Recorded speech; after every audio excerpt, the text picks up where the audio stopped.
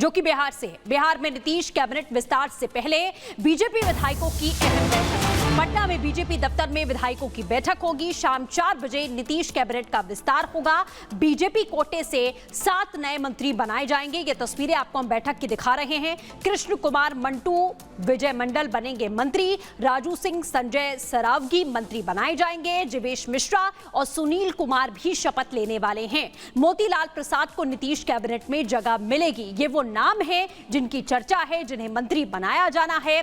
7 नए मंत्री यहां पर ये माना जा रहा है आज शपथ लेंगे बीजेपी के कोटे से, जिनके नाम भी हम आपको बताने की कोशिश कर रहे हैं। लेकिन उससे पहले बिहार बीजेपी विधायकों की इस वक्त बेहद अहम बैठक जारी है। कैबिनेट विस्तार से पहले ये बेहद अहम बैठक, चुनावों से पहले मंत्रिमंडल का विस्तार हो रहा है और पटना में बीजेपी दफ्तर में विधायकों की बैठक इस समय जारी है। तमाम वो नाम हैं, 7 नाम इस समय चर्चा में हैं जो शपथ लेंगे। आज 4 बजे नीतीश कैबिनेट का विस्तार होना है। तमाम रणनीतियों को लेकर यहां पहले चर्चा की गई, उसके बाद ये नाम सामने आए हैं और 7 नए मंत्री बनेंगे। तो आपको बता दें, चुनावी साल है और ऐसे में बड़ा महत्वपूर्ण है जो बिहार में आज कैबिनेट एक्सपेंशन हो रहा है, इसके जरिए क्या संदेश देने की कोशिश हो रही है। इधर मंत्री पद से इस्तीफे के बाद बोले हैं दिलीप जायसवाल, 4 मार्च को बिहार बीजेपी नेताओं की बैठक होगी। नए बिहार बीजेपी अध्यक्ष का चुनाव होगा, ये कहा गया है दिलीप जायसवाल की ओर से, क्योंकि बिहार में देखें इसी साल चुनाव है और अब चुनावों से पहले 7-8 महीने पहले किस तरीके से यहाँ पर अब एक तरह से वो कोशिशें होती नजर आ रही हैं जिसमें बीजेपी किले फतेह करे। फिलहाल दिलीप जायसवाल ने जब पद से इस्तीफा दिया तो उन्होंने ये भी कहा है कि नए अध्यक्ष का चुनाव होगा। 4 मार्च को बिहार बीजेपी के नेताओं की बैठक होगी। क्या कहा है सुनिए। और राजस्व मंत्री, मुझे गर्व है कि पूरे बिहार में राजस्व मंत्री के रूप में एक ईमानदार छवि मेरी थी और एक ईमानदार राजस्व मंत्री के रूप में बिहार, मुझे पूरा भरोसा है, याद करेगा।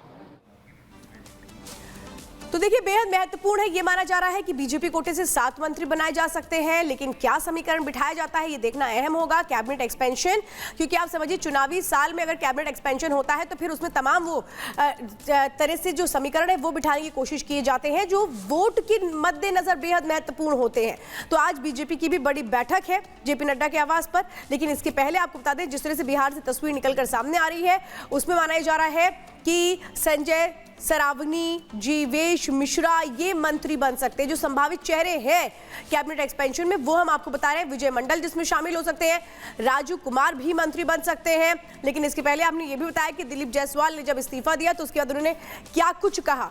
कृष्ण कुमार मंटू भी मंत्री बनेंगे। तो अलग अलग तरीके से वक्त प्रतिक्रिया देखने को मिल रही है, क्योंकि बीजेपी फिर से कोशिश करेगी किले फतेह करने की। जेडीयू के साथ गठबंधन में है वो, लेकिन कैसे मंत्री मंडल को एक तरह से बैलेंस रखा जाए इसकी कोशिशें होती हुई नजर आएंगी अब इस कैबिनेट एक्सपेंशन में। और हमारे वरिष्ठ सहयोगी इस वक्त सीधे बिहार से जुड़ चुके हैं, प्रकाश जी। प्रकाश जी, यही जानना चाहेंगे कैबिनेट एक्सपेंशन के जरिए किस तरह से इक्वेशंस को साधने की कोशिश होगी।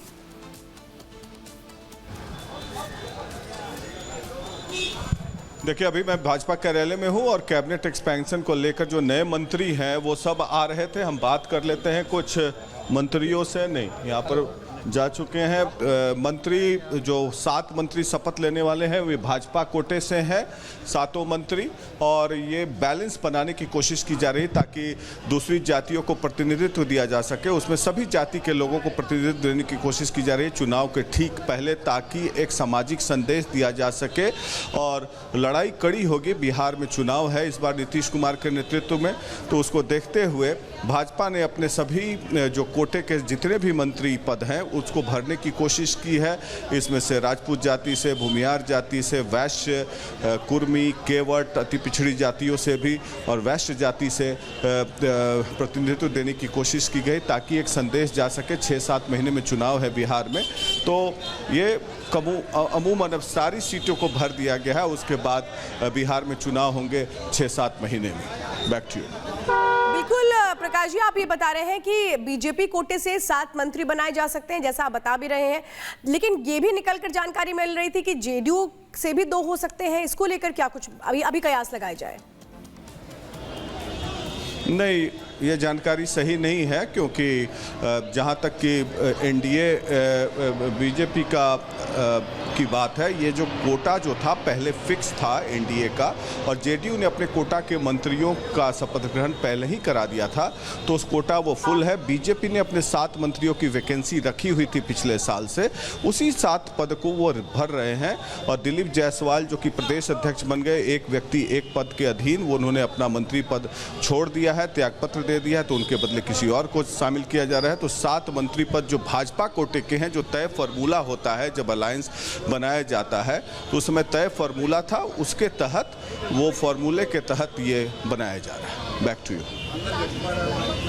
बिल्कुल प्रकाश जी, जैसे आप जानकारी दे रहे थे कि जो फॉर्मूला यहां पर तय किया गया और उसी फॉर्मूले के तहत में ये बड़े फैसले यहां पर लिए गए हैं। दिलीप जायसवाल का आपने जिक्र किया था, उन्होंने जो इस्तीफा दिया उस लेटर को लेकर भी यहां आरजेडी लगातार तंज कसती हुई नजर आ रही है, वो भी लगातार चर्चा का विषय। फिलहाल हमारे साथ जुड़ने के लिए बहुत बहुत शुक्रिया, लेकिन यही जानकारी आपको दे दें, दिलीप जायसवाल के इस्तीफे पर आरजेडी ने तंज कसा है। 2 लाइन त्यागपत्र नहीं लिखना आता, यह आरजेडी कहती हुई नजर आई है। उस लेटर को जारी करते हुए जो त्यागपत्र दिलीप जायसवाल की ओर से दिया गया, ये वो लेटर भी हम आपको दिखा रहे हैं, और इसी पर आरजेडी की ओर से ये साझा करते हुए तंज कसा गया है कि 2 लाइन त्यागपत्र भी लिखना नहीं आता है।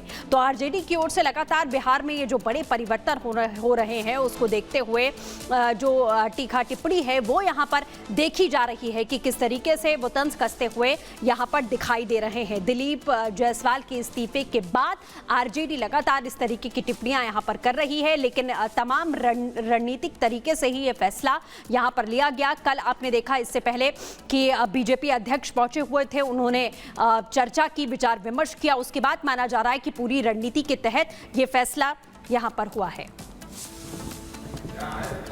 तो बड़ी खबर आपको हम लगातार बता रहे हैं, दिलीप जायसवाल के इस्तीफे को लेकर यहां तंज कसती हुई आरजेडी नजर आ रही है। मंत्रिमंडल विस्तार को लेकर लगातार इस समय चर्चा जारी है। 4 बजे का समय बताया जा रहा है जब बिहार में सरकार मंत्रिमंडल विस्तार होगा।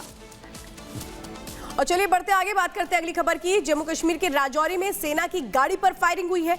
आतंकियों ने सेना की गाड़ी पर फायरिंग की है। राजौरी के सुंदरबनी इलाके में ये जानकारी मिल रही है, जहां पर सेना का काफिला गुजर रहा था और उसी वक्त घने जंगलों के बीच से आतंकियों ने सेना की गाड़ी पर एक के बाद एक फायरिंग करना शुरू कर दिया।